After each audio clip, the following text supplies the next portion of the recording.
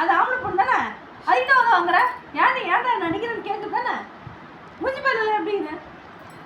அது சாப்பிட்டு அப்போ தான் கொடுப்பேன். நீ இப்போ நீ ஏன் அவளை அடிச்ச? எனக்கு பதில் சொல்லு. அடிப்பியா? அடிக்க மாட்டேன்னு சொல்லு. அடிப்பியா சொல்லு. அப்படியே சொல்லி கொடுப்பேன்.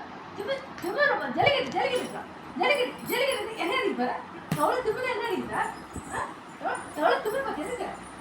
ஏன் சொல்ல போற?